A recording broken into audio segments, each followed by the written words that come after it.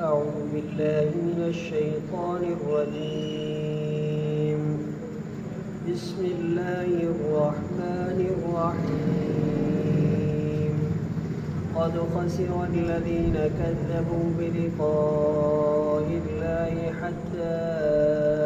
إذا جاءتهم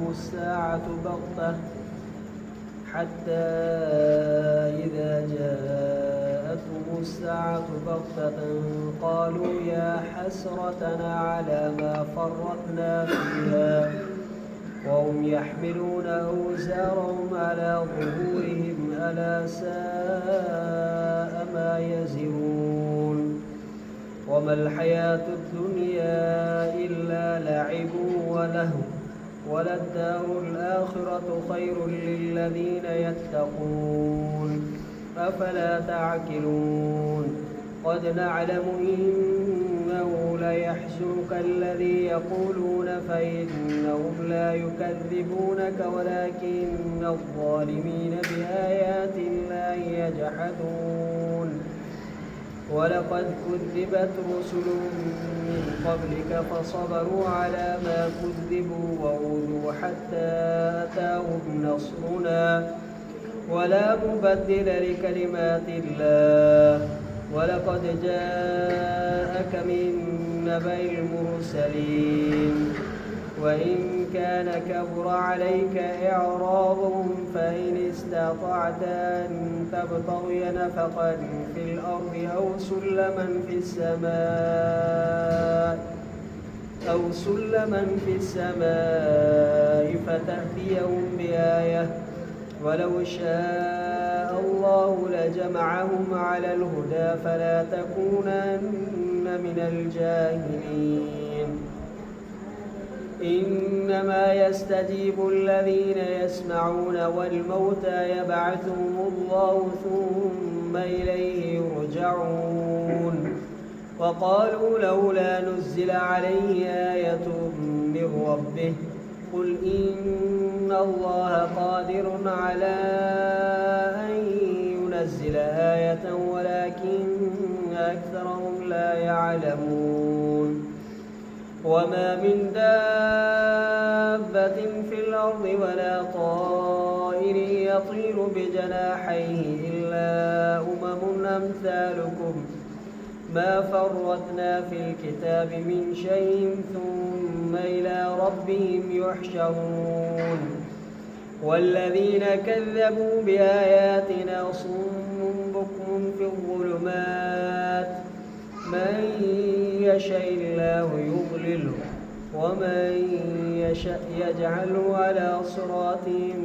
مستقيم. قل أرأيتكم إن أتاكم عذاب الله أو أتتكم الساعة وغير الله تدعون إن كنتم صادقين. بل إياه تدعون فيكشف ما تدعون إليه إن شاء وتنسون ما تشركون. صدق الله العظيم. बेशक नुक़सान वारा थिया खसारे टोटरे वारा थिया उहे माण्हू जिन कूड़ो कयो अल्लाह जी मुलाक़ात के।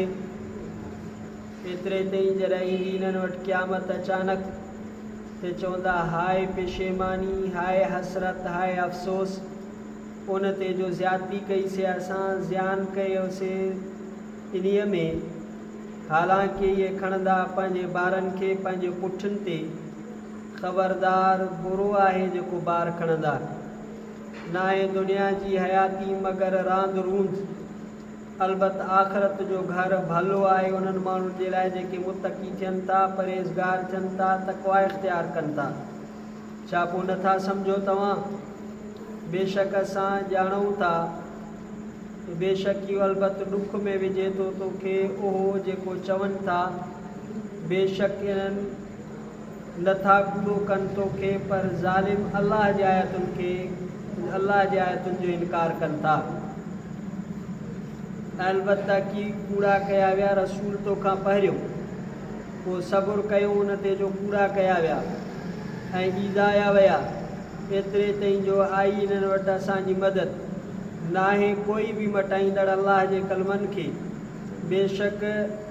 आई तो वटि रसूलनि जे ख़बर मां जेकर आहे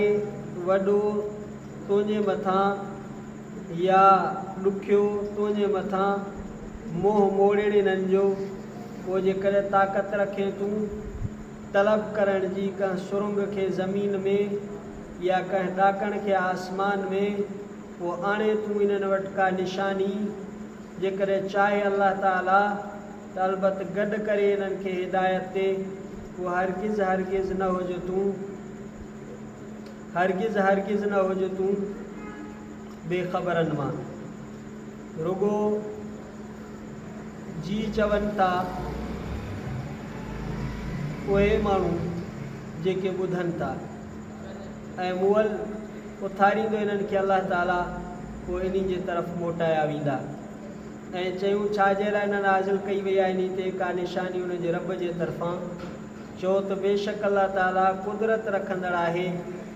नाज़िल करण ते का निशानी पर अक्सर इन्हनि मां नथा ॼाणनि नाहे का बि चुरंदड़ पुरंदड़ शइ ज़मीन में न की को पखी जेको उॾे थो पंहिंजे परनि सां मगर उम्मत आहिनि क़ौम आहिनि तव्हां जहिड़ी जो न ज़ियान कयूं न छॾियोसीं असां लिखत में किताब में कंहिं बि शइ खां उहे इन्हनि जे रब जे तरफ़ पंहिंजे रब जे तरफ़ गॾु कया वेंदा ऐं जिन माण्हुनि कूड़ो कयो असांजे आयतुनि खे गूंगा आहिनि ॻोड़ा आहिनि ऊंदाहिनि में आहिनि जंहिंखे चाहे अल्लाह गुमराह करे इन खे ऐं जंहिंखे चाहे त बणाए इन खे सिधे रस्ते ते चओ ख़बर ॾियो तव्हां जेकर अचे तव्हां वटि अलाह जो अज़ाब या अचे तव्हां वटि क़यामत छा अल्लाह जे ग़ैर खे सॾींदो तव्हां जेकर सचायो तव्हां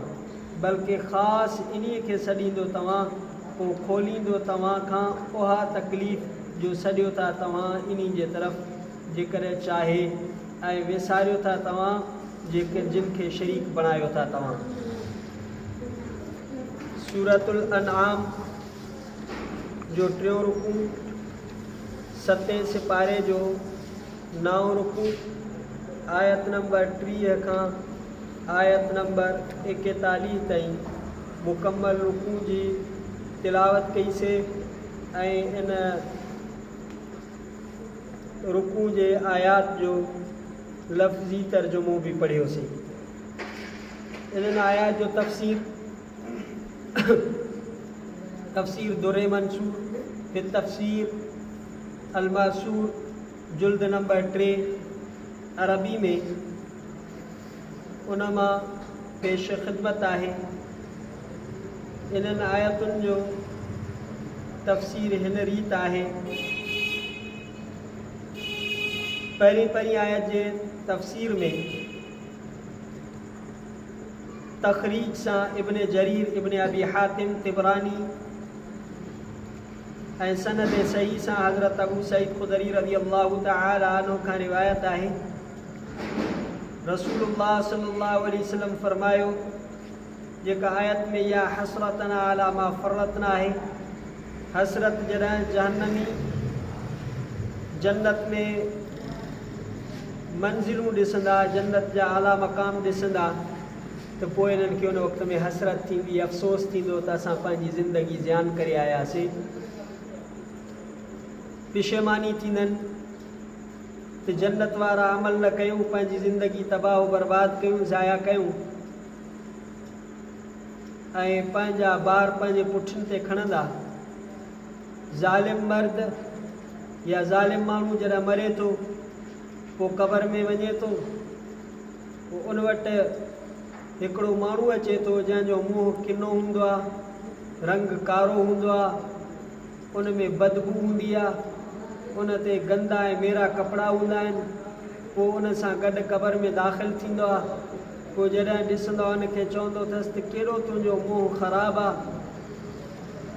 पोइ चवंदसि तुंहिंजा अमल ईअं ई ख़राबु हुया उनखे चवंदो केॾी तो में बदबू आहे उनखे जवाबु ॾींदो त तुंहिंजे अमलनि में बि अहिड़ी धप हूंदी हुई चवंदुसि केॾा तुंहिंजा कपिड़ा ख़राबु आहिनि, पोइ उनखे चवंदो त तुंहिंजा अमल बि ईअं मेरा ऐं गंदा ऐं ख़राबु हुया, मां तुंहिंजो अमल आहियां। पोइ उन सां गॾु इहो क़बर में हूंदो। पोइ जॾहिं क़यामत जो ॾींहुं थींदो, पोइ चवंदुसि त हाणे दुनिया में इहे बुछड़ा अमल लज़तूं ऐं शहवतूं पूरियूं कंदे, अॼु हाणे मूंखे बुछड़े अमल खे पंहिंजे पुठी ते खण। पोइ इन खे बुछड़ा अमल पुठी ते खणी सिधो जहन्नम में वठी वेंदा, क़बर में बि बदशकली जी हालत में, ऐं उहे उन ते ॿार बणिजी करे जहन्नम में वठी उनखे खणी वेंदा। यहमिलून औज़ारहुम अला ज़ुहूरिहिम जो मक़सदु इहो आहे। ऐं ॿी रिवायत में जंहिंजी तख़रीज इब्न जरीर इब्न अबी हातिम अमर बिन कैस खां आहे त मोमिन जॾहिं पंहिंजे क़बर खां निकिरंदो त उन जा अमल उन जो इस्तक़बाल कंदा सुहिणी सूरत में, ख़ुशबूदार। पोइ चवंदसि हल तारीफ़ुनी, तूं सुञाणे थो? पोइ मोमिन चवंदो न, मगर तो में ख़ुशबू आहे, तुंहिंजी शक्ल ऐं सूरत सुहिणी आहे। पोइ उनखे जवाबु ॾींदो त दुनिया में तुंहिंजा अमल साले हुया, दुनिया में तूं अमल साले वारी ज़िंदगी गुज़ारी, अॼु ताईं जे करे तुंहिंजा अमल तोखे सुहिणी शक्ल ऐं सूरत में मिलनि था। यौम नहशुरुल मुत्तक़ीन इलर रहमानि वफ़दा, काफ़र खे उन जा अमल बदसूरती में बदबूदार हालत में साम्हूं ईंदा, मोमिन खे उन जा अमल सुहिणी शक्ल ऐं सुहिणी सूरत में उन जे साम्हूं ईंदा, उनजो इस्तक़बाल कंदा। दुनिया जी हयाती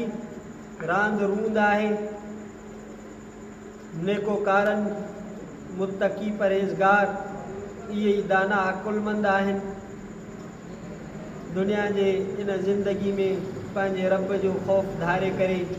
अल्लाह जा ताल्लुकात ऐं अल्लाह जी रज़ामंदी जा तालिब आहिनि। उन खां पोइ वरी आयत क़द नअलमु इन्नहु लयहज़ुनुका अल्लज़ी यक़ूलून फ़इन्नहुम ला युकज़्ज़िबूनक वलाकिन्न अज़्ज़ालिमीन बिआयातिल्लाहि यजहदून। इन आयत जो इहो तफ़सीर आहे जंहिंजी तख़रीज कई आहे तिरमिज़ी इब्न जरीर इब्न अबी हातिम, ऐं उनजी तहसीर सां हिकिड़े ॾींहुं अबू जहल नबी सल्लल्लाहु अलैहि वसल्लम खे चयो त असां तोखे नथा पूरो कयूं, पर जेको तूं शरीयत आंदी आहे, जेको तूं क़ुरान आंदो आहे, जेके तूं अहकाम आंदा आहिनि, असां इन्ही खे था पूरो कयूं, तुंहिंजी शख़्सियत खे तुंहिंजे ज़ात खे पूरो नथा कयूं। पोइ अलाह ताला फरमाए इहे तोखे नथा पूरो कनि, पर इहे ज़ालिम अलाह जे आयतुनि जो इनकार कनि था। अलाह जे आयतुनि जो इनकार करणु, अहकामनि जो इनकार करणु, इहो बि ज़ुल्म आहे। अलाह जे शरीयत खे न मञणु, इहो बि ज़ुल्म आहे। ऐं इहा शइ नबी सल्लल्लाहु अलैहि वसल्लम खे ॾुख में विझंदी त इहे तस्लीम नथा कनि, मञनि नथा। अल्लाह ताला हबीब करीम सल्लल्लाहु अलैहि वसल्लम खे तसल्ली ॾींदे फरमायो वलक़द कुज़्ज़िबत रुसुलुम मिन क़ब्लिका फसबरू अला मा कुज़्ज़िबू वऊज़ू हत्ता अताहुम नस्रुना।